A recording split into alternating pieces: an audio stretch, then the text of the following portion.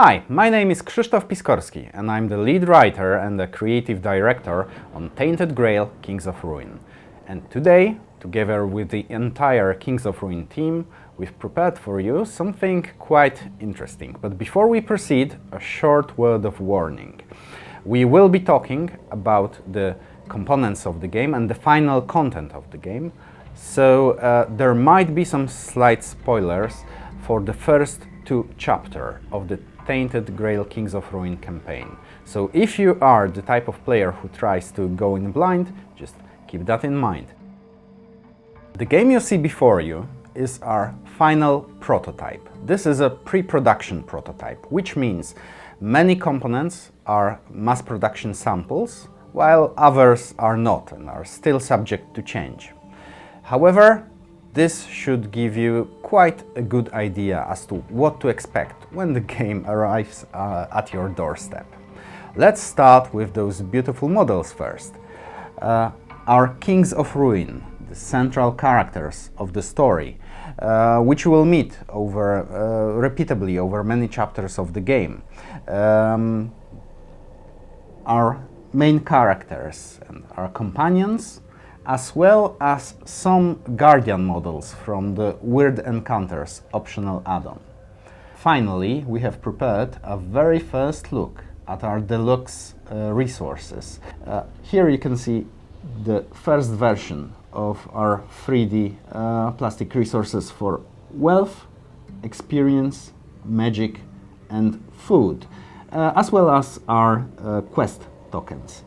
Now keep in mind, those will be color in the final game. And last but not least, our special 3-piece optional campsite model that you can assemble and disassemble. And every stage of the campsite unlocks some new gameplay mechanic. Now let's move on to the full setup of the game.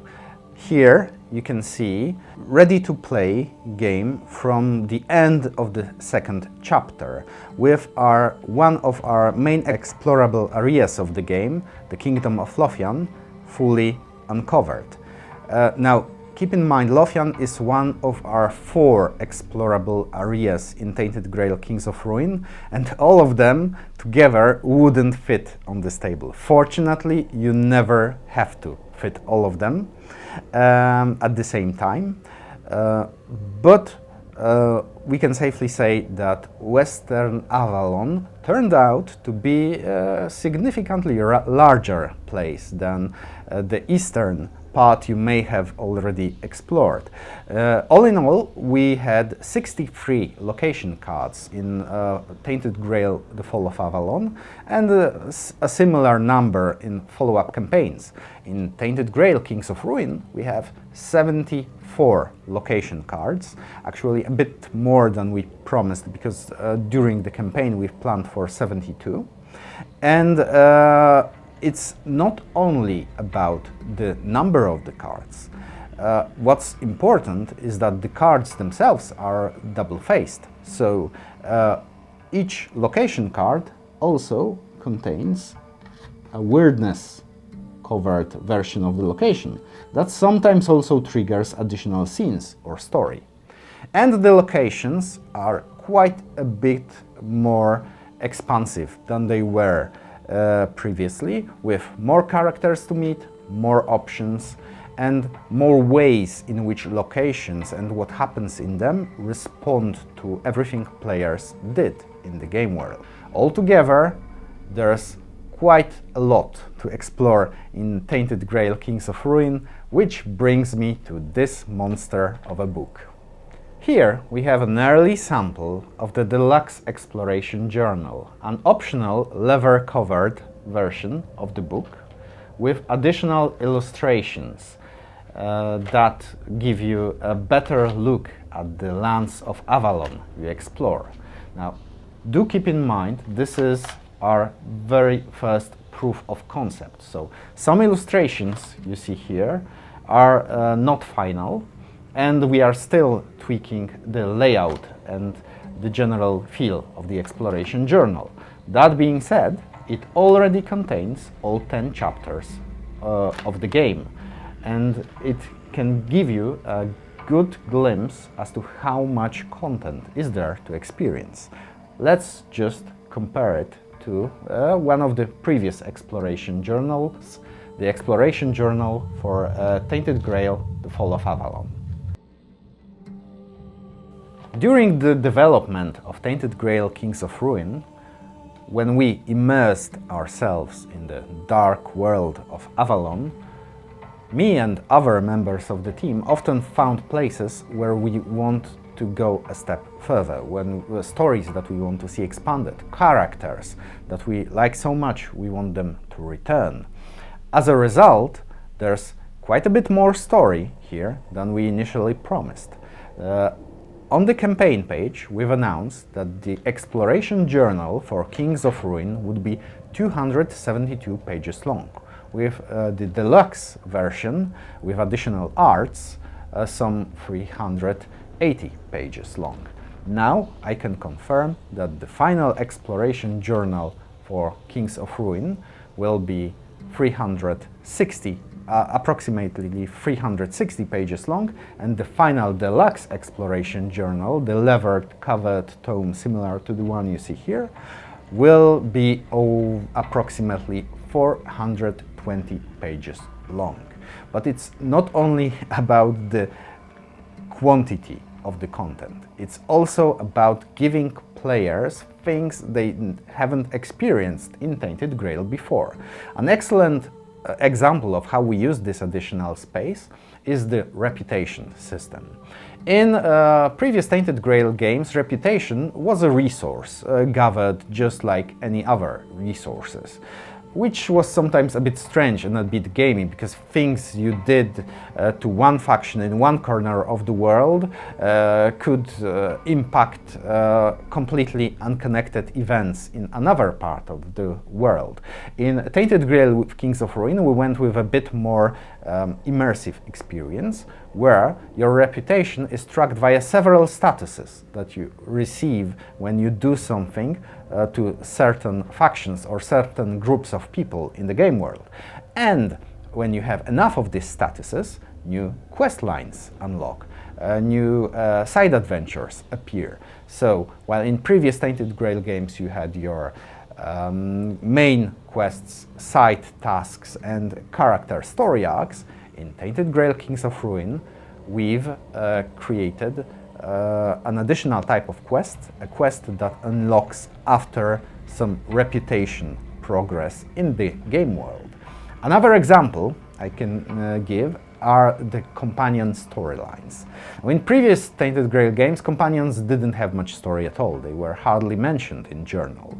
Here we promised that each character will have some initial and ending scenes for his storyline in the exploration journal, but as we developed the game, we often had testers asking about more scenes where the character actively takes part.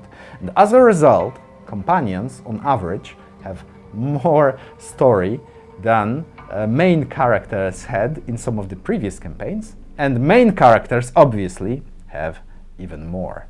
And the book you see here does not even contain all of the content, because together with our main story campaign we're shipping 2 standalone scenarios called Lost Chapters that, for the first time in Tainted Grail history, allow you to experience the game in a different way, via single missions that you can replay for better endings or to see some conclusions you might have missed during your first playthrough.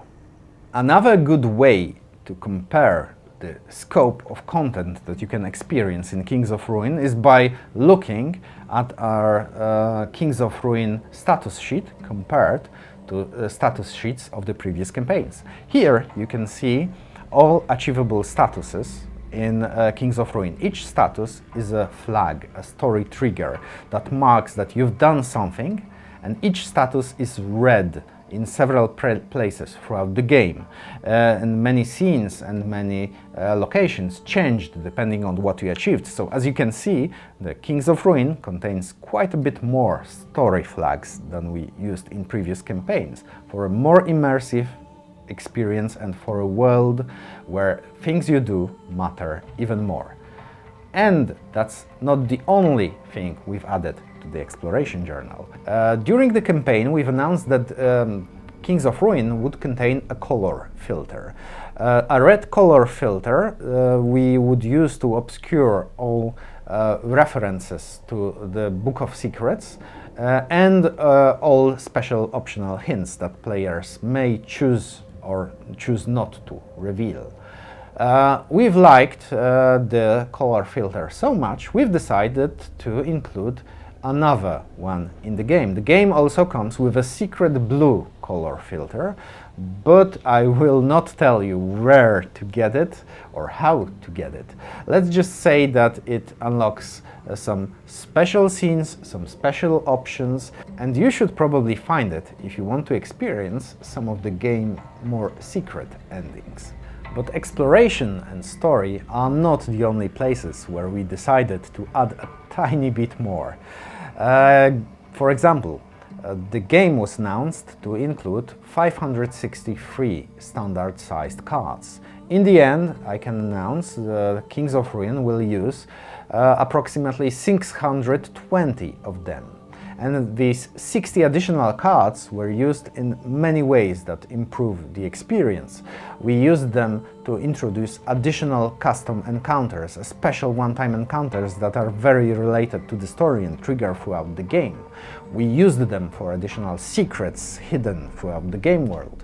We used them for quality of life upgrades, such as additional dividers that make saving the game or sorting through this big box of content easier. And some changes were not related to the number of the cards, but to the variety. For example, we initially planned for many encounters to be adaptations of the encounters from previous campaigns, which only makes sense because the similar creatures can inhabit Western and Eastern Avalon. Finally, we have many more unique encounters that we've developed to make all 4 of our playable areas more distinct and to make the experience more fresh whenever players progress to a new area. And here you can see some of the great new artwork that came with these additional encounters.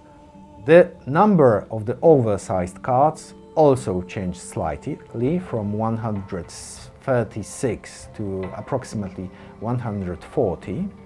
And we did some small improvements to other components. For example, in previous games, the quest tokens and the time tokens had a very similar shape. Now they are 2 completely distinct 3D shapes, and we've also introduced an unannounced second color of the time token to make some gameplay actions easier. Our previous Tainted Grail rulebook was 24 pages long. The rulebook for Kings of Ruin is 44 pages long. Now, let me assure you, the number or complexity of the rules did not increase at all. Instead, we used this additional space for better text spacing and formatting, for many additional examples, for many illustrations that make several steps of setup process of the game itself easier. And we also edited the rulebook once again for clarity. Finally, there's the topic of secret rules.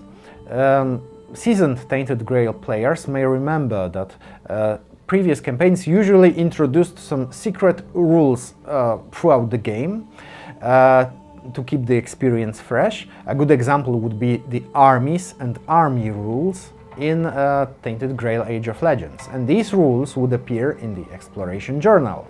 Now they are in special spoiler-marked sections in the rulebook itself, which makes referencing them much easier.